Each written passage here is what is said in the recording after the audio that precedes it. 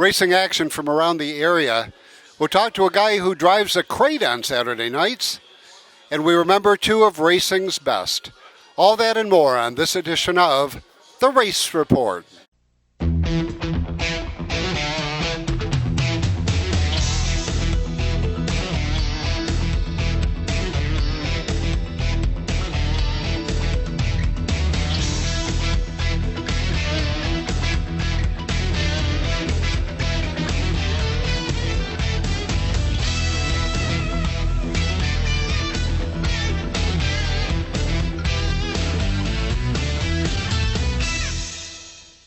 Hi everyone and welcome to another edition of the Race Report. I'm Ron Hills.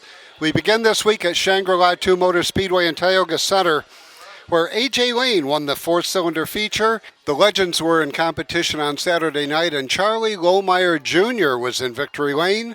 To sportsman action, where Paul Johnson landed in victory lane. Off turn 4, we're back at it. And they look to come through wide into turn 1.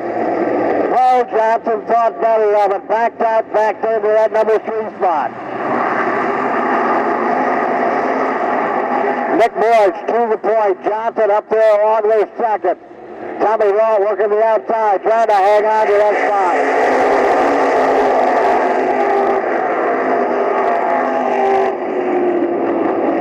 Johnny Reagan in that 51 having a good run. Reagan out of Scranton, Pennsylvania, that unsponsored number 51. Johnson takes the pitch to the inside. Ford closes the door, turn 1. Barber hanging around right there in 4th. Sapple is 5.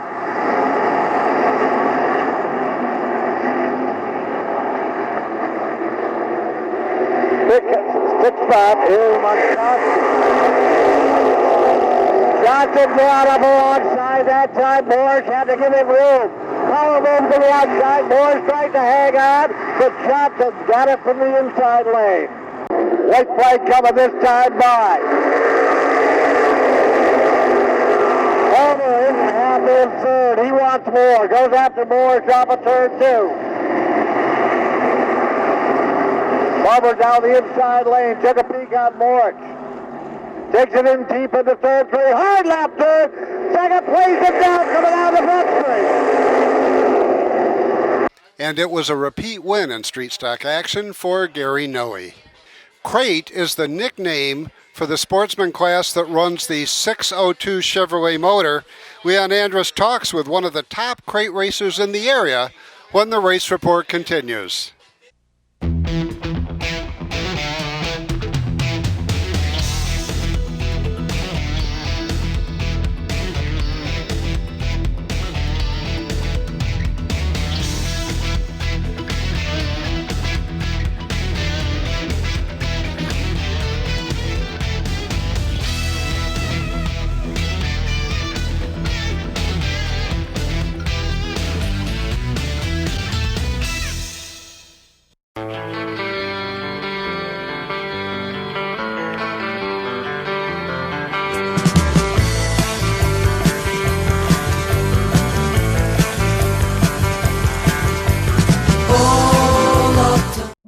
Satico's Catholic Shop on Endicott's Washington Avenue has offered our Catholic community the finest selection of religious gifts, holy medals, rosaries, statues, and more. Visit Satico's Catholic Shop, Washington Avenue, Endicott.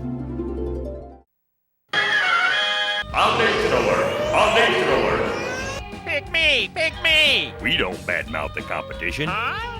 We just beat them in price, quality, and customer service. Hi, this is Craig Moss with KRM Foundation Repair. If you got water in the basements, cracked or flaking foundations, foundation walls that are falling in, call us for a free estimate today. We're KRM Foundation Repair. Good as any, better than some. Bye-bye. 30 years of satisfied customers. That's the proud history of Brush and Pallet Auto in Candor. We have a large selection of cars, trucks, and SUVs. Here is this week's Car of the Week. We'll give you a $1,000 minimum trade-in, and we have financing options to fit your needs, including a first-time buyers program. Think you can't afford it? We think you can. Check us out at brush-pallet.com or visit us in person at 598 Owego Road in Candor, New York. I'm here at Chubby Sports Bar for the race report. Got a chance to interview with Pat Jordan, the driver of the number 25 Crate Sportsman up at the Thunder Mountain Speedway. Pat, tell me a little bit about you racing the first time before you got out for another venture. The first time was kind of an ironic story. I was on my way down to brother's house, kind of give them a hand a little bit and tell them how foolish they are about spending their money on racing. And then the youngest brother come out and said, I want you to take my car to the racetrack. I haven't been on a racetrack in 12 years. So after a lot of beers come down through, we decided that, we'll take the car to the racetrack, and went to the track. And like I said, it was 12 years. I watched a lot of races with you at Afton. And next thing you know, we decided to take the car to the track and started 22nd, drove it to third. Grandkids were wound up. My immediate family was wound up. Next thing you know, we're back into racing. Yeah, like I said, it's a tough deal. You stay away. But tell us a little bit about the other side of it. We always hear the drivers. You and your wife were the promoters of the Afton Speedway at the time, and it went through a lot of transition. Tell us a little bit about that time of your racing. Promoting of the racetrack is kind of a bittersweet. It's, you love it because you love the sport, you love the people. You hear it a lot. I mean, the people in racing are your second family, and that's actually what it is. I mean, if you have problems, things go wrong, they're the first ones that are be there to benefit with you. And but it's bittersweet. It's tough. There's no getting around it. You're never going to make everybody happy all night long. There's a lot of things that can go wrong. I mean, things break, problems occur. You're up against a curfew. 90% of the time you can't control the things that happen, and you've always got Mother Nature to deal with. It's a sport that's you have to love to be a promoter of. It's hard to walk away from the people. It really is. I mean, as much as you try to distance yourself from it, because when you get away, that's the first thing you do is you try to distance yourself because you miss everybody. It's the people that you've been around for the last 6-7 years. That's your whole life, and next thing you know, you're drawn back into it again. And it's because of the people. I mean, they're your friends, they're your family. And no question about that. Is the racing community seems to be its own special family. So now let's get back into the racing part. You and your Crate Sportsman currently leading the point standings at the Thunder Mountain Speedway. Other than the leading the points, how many races have you won, and how do you think your season's going? Actually, we're having a lot of fun with our season. Yeah, we are leading the points. I mean, it's something that my son Jeff and I we really don't pay much attention to, but we've got two very young grandchildren, and they keep a very close eye on it. But it's just when we raced 12, 13 years ago, I mean, Jeff was young. I was young. We didn't really pay attention to the things that we pay attention to now. And now, we pay attention to those things, and we take a good piece to the racetrack at all times. We're very cautious of what we do, and the grandkids they're just having a ball. Okay, and I guess another question I want to ask you is your nephew, Dustin, who's just basically in his first full season of racing. You're out there racing with him. He's out there with the Crate Sportsman. Do you race him any different than you would another competitor, like when you pass him or not? Absolutely not. And, this question has come up 2 or 3 times. Off racetrack, his car's in my garage. We work together. I give him everything. No matter what he needs, if we need to spend time on his car, we spend time on his car. When we get to the racetrack, I've told him time and time again, I'm not going to give you anything. You're going to earn it because you're going to like it a lot better when you earn it. There's nothing that is going to be given to you in racing. Nobody gets anything given to you. Mike Colstein was probably the best, most intelligent guy about that. There is no gimmies in racing. And I guess I almost was sure that's the answer you were going to give me after watching a couple races with you and Dustin. I know you got close, and hey, if you have to move him a little bit, I noticed you wasn't afraid to move just because it was your nephew or not. So You're absolutely right, Lee. And I mean, there's no doubt about it. I mean, I put 2 cars together this year. My nephew really wants to be in the Bicknell family. We're all the rest of us have Bicknells. He wants to be in the Bicknell family. My second car, I've got 2 races on it. It's clean and mean. It's ready to go. He's taking that car over. He's going to start racing that car. I've give him everything, but he's going to earn what he gets on the track. when you look out there on the track, they all seem to be the 22s, the 22J, the 22, and now Dustin the 24. How'd your number come about being the 25?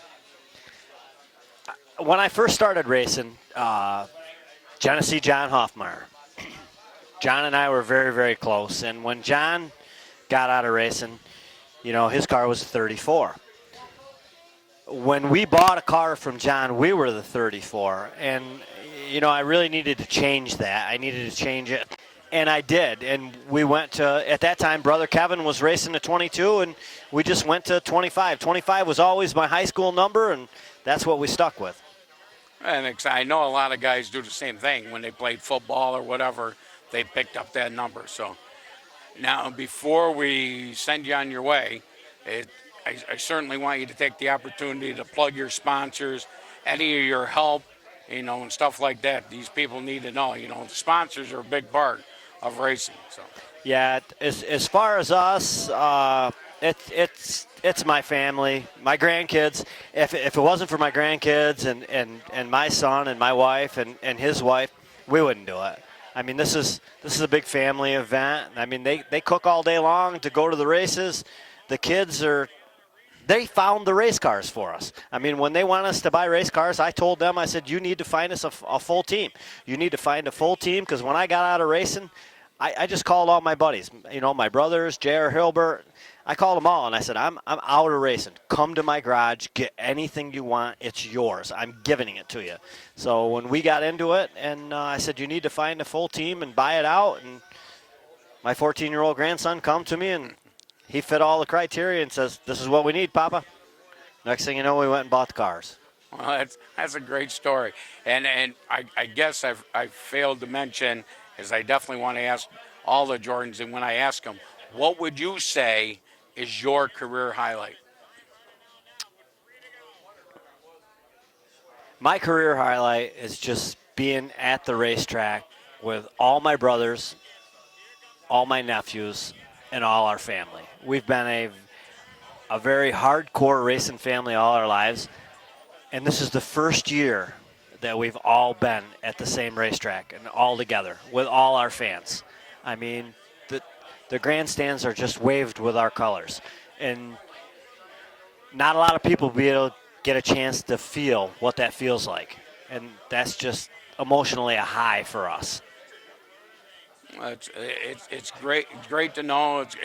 And Pat, you're having a great season. I hope it continues. You know, take that championship down in the crates. And before I do send you on the way, is there anything that I failed to mention that you want to tell the viewers out there? No, I mean, I think you brought it all on. It's just that the biggest thing is you know, everybody looks at racing like, you know, why do you do it? Why do you do it? It's the people that you meet. It's the people that you know. It's your family. When you pull away from racing, you think to yourself and you look at your wife and you go, what are we going to do now? There's this big hole in your life, and racing kind of fills that hole for us.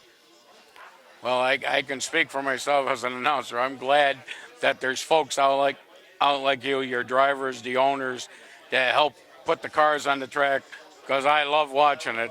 I'm totally embedded in racing, and without folks like you, the sport just wouldn't be what it is today. That's why they call it the greatest sport alive.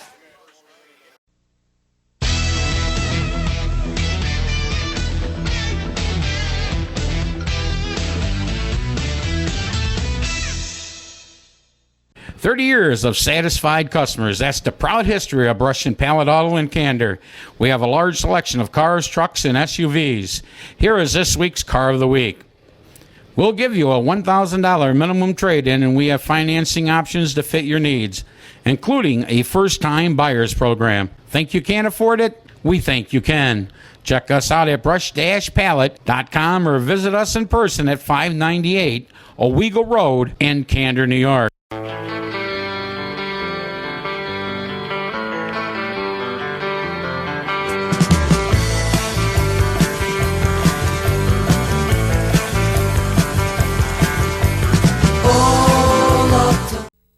Unicorn Electronics in the Valley Plaza, Johnson City has the best pricing and selection of audio, video, and computer cables in the area.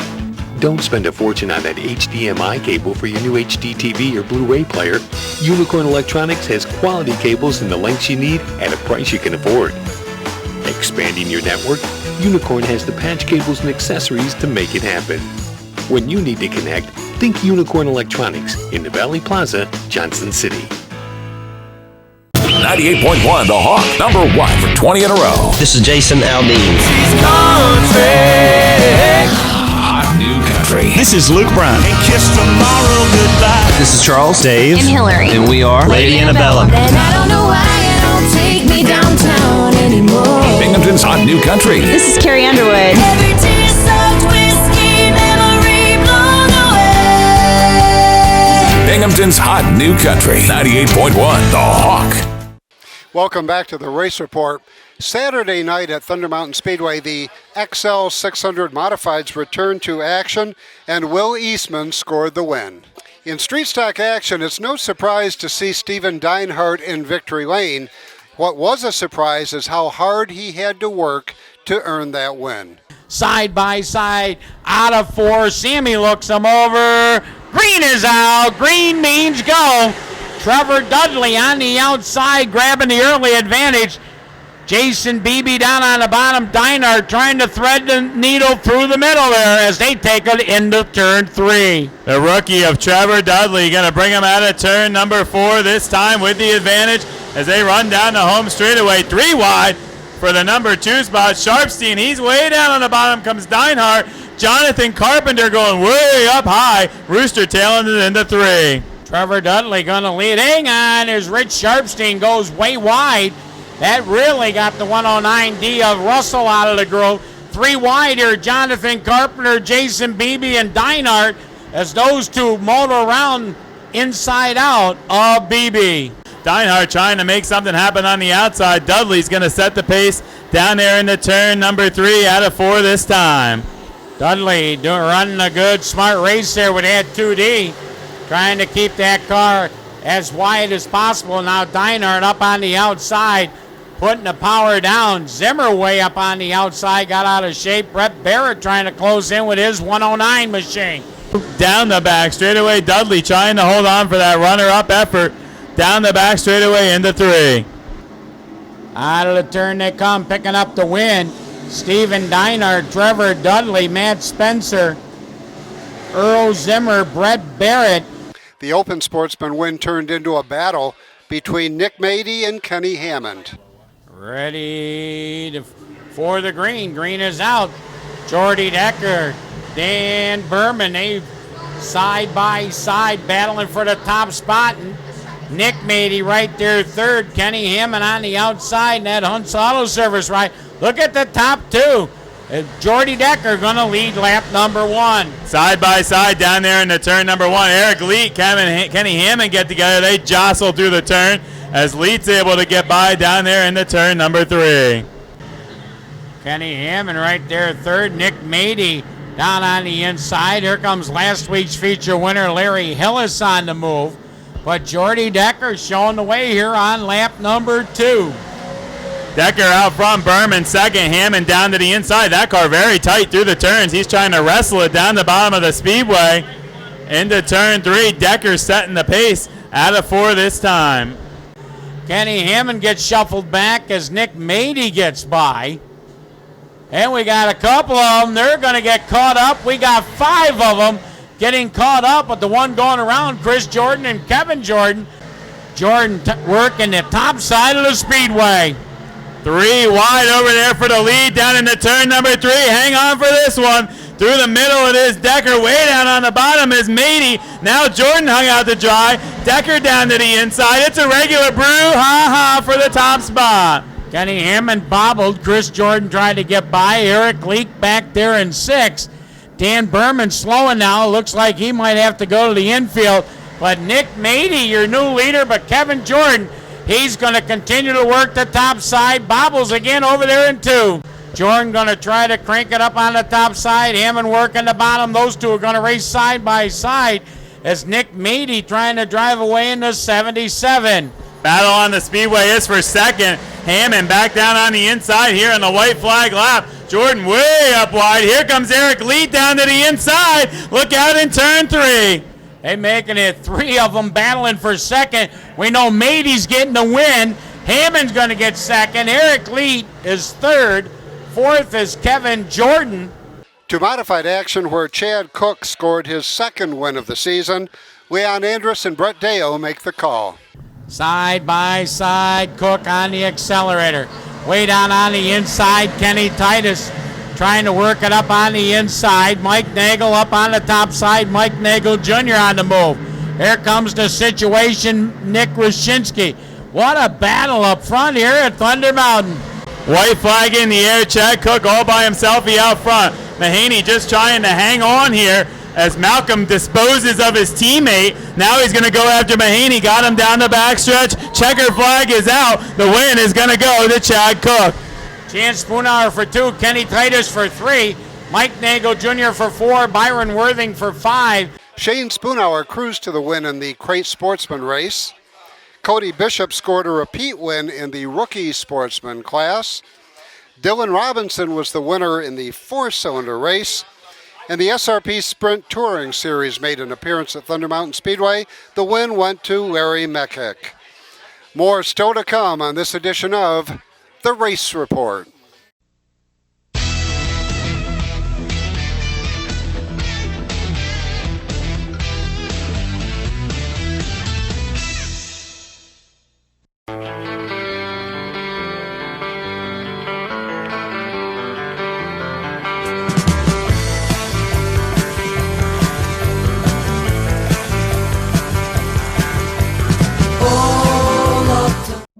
Satico's Catholic Shop on Endicott's Washington Avenue has offered our Catholic community the finest selection of religious gifts, holy medals, rosaries, statues, and more. Visit Satico's Catholic Shop, Washington Avenue, Endicott.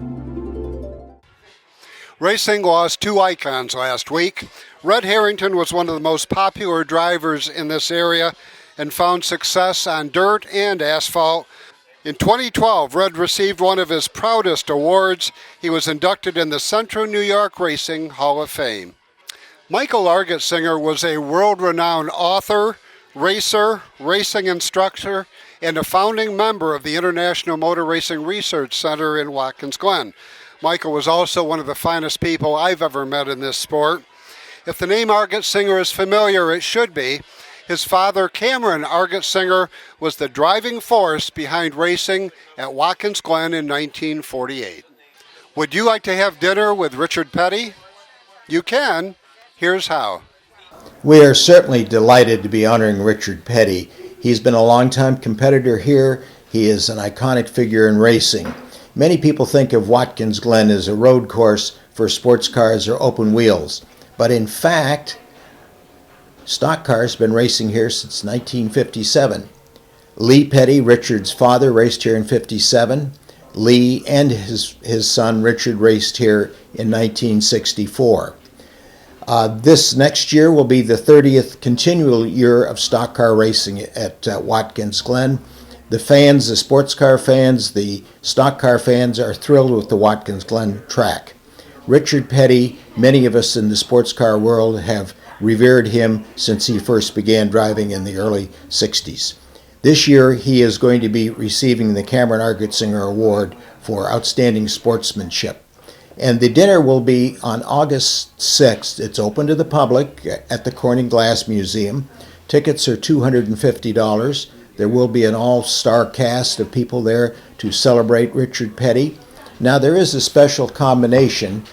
For another $50, you can also get tickets for the race weekend.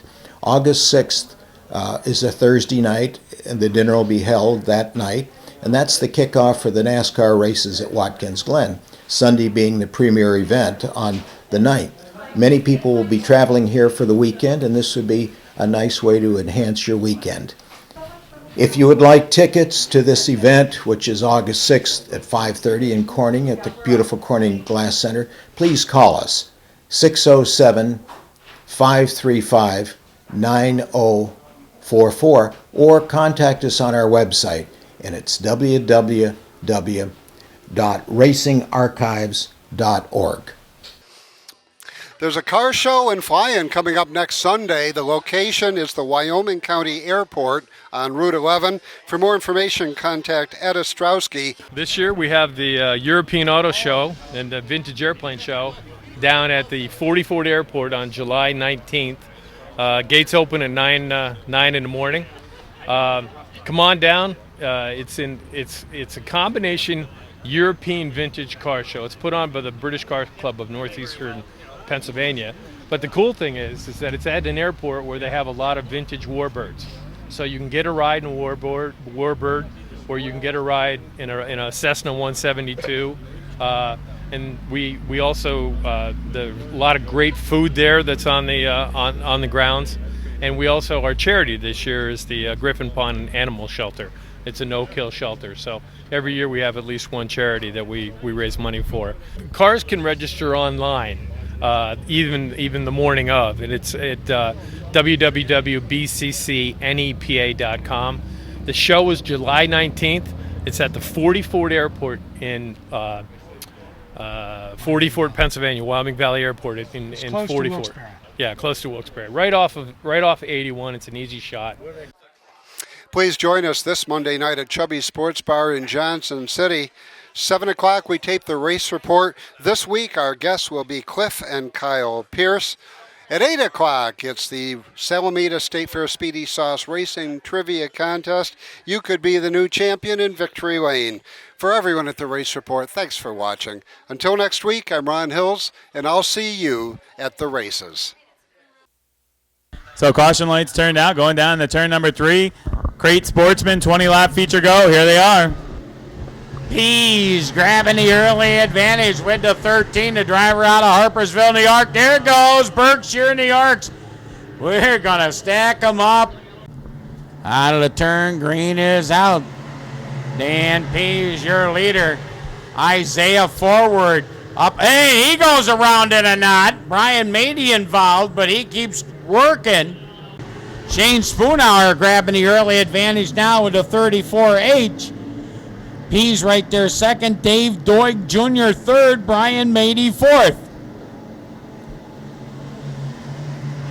2 and a 2D side by side battling for position. Dustin Jordan in the top 5. He runs 5th with the 24. Some contact down there in the 3 as the Titus machine getting together with Boynton. He goes way up the speedway as they head down into turn number 1. All chasing Shane Spoonhour. Pat Jordan back there with Dusty Barton. They race wheel to wheel down in the 3.